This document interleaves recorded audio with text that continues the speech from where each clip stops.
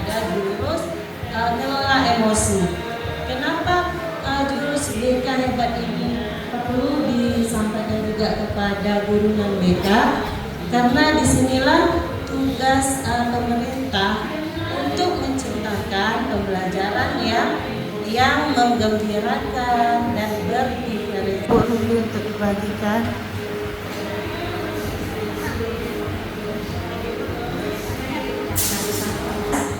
Hampir semua murid datang pada waktu, namun belum sempat suasana stabil. Andi masuk terlambat. Ia hanya menunduk sambil berkata, "Maaf Bu, Pak, saya telat." Masih aman?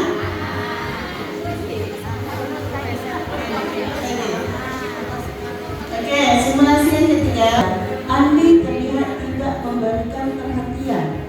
Dia menunduk di bangkunya saat didekati. Ternyata Andi sedang terlelap ketiduran.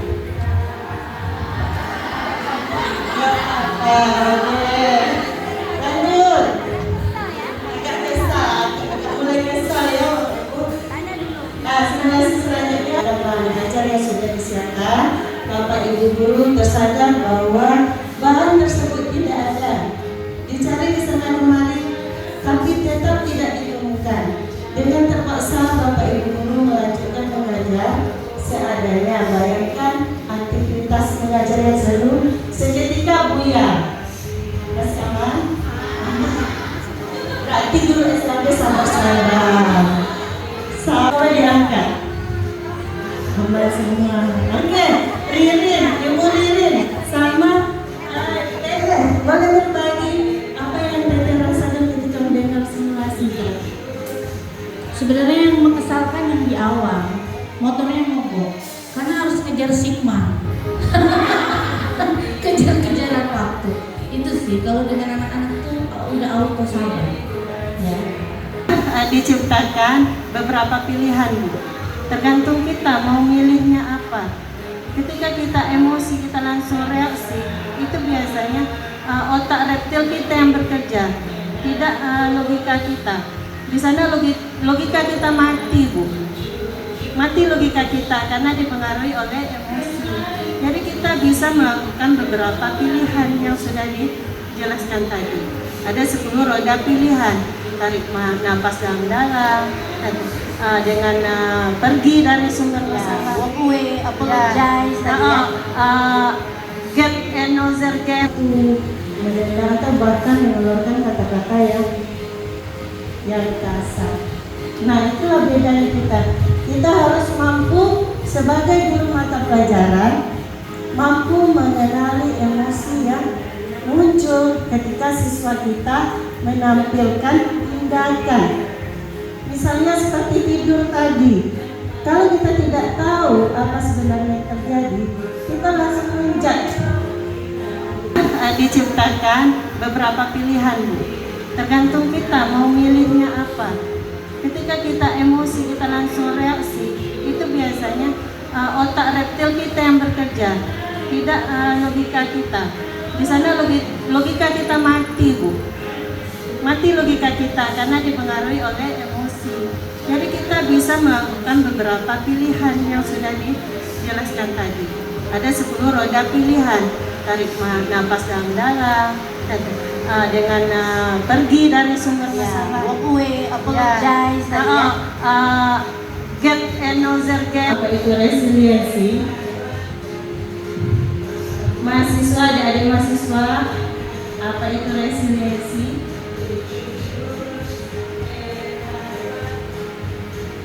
Oke, resiliensi adalah bagaimana seseorang bangkit dari masalah. Pas ini Bapak Ibu, ada siswa yang mau bercerita dengan kita, atau ada siswa yang mendekati kita, tetapi kita cuek saja. Ketika dia mau bercerita, "Bu, saya ada masalah," kita sibuk memainkan gadget, kita sibuk dengan kegiatan yang lain, sambil apa-apa tadi, tidak memberikan gestur yang menerima dia secara terbuka. Pernah Bapak Ibu? Kalau pernah, untuk kedepannya Kalau siswa kita sudah mau bercerita dengan kita berikan bahasa verbal dan bahasa non-verbal yang menerima dia secara baik. Ada tinjau nggak kira-kira begini?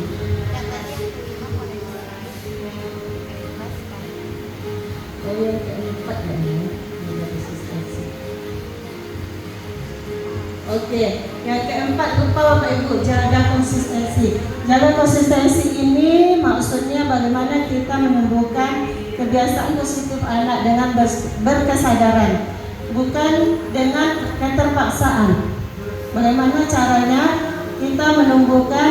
Kalau kita menumbuhkan kebiasaan positif anak dengan terpaksa, biasanya apa Bapak Ibu? Itu dengan perintah. Ketika anak kita suruh sholat dengan perintah, maka dia melakukannya cuma karena takut. Membentuk lingkungan belajar yang aman, nyaman dan menggembirakan. Yang aman dari pembulian, yang nyaman dengan fasilitas yang bagus, dan juga lingkungan belajar yang menggembirakan. Nah, itulah 7 jurus yang harus kita terapkan. Nah, ini kan bukan untuk guru BK saja Bapak Ibu, untuk kita semua. Sehingga pilihannya ada walk away gitu. Kita lari atau menghindar ya kan, menjauh dari permasalahan itu. Apakah dengan cara ini, dengan menghindari permasalahan, kadang pikiran kita mungkin sebenarnya udah berbagai cara ya kita hadapi, ternyata nggak mempan juga. Nah, mungkin ada satu cara seperti menghindari masalah ini, mungkin harus jauh kita dari itu dulu gitu. Apakah itu betul-betul solusi gitu?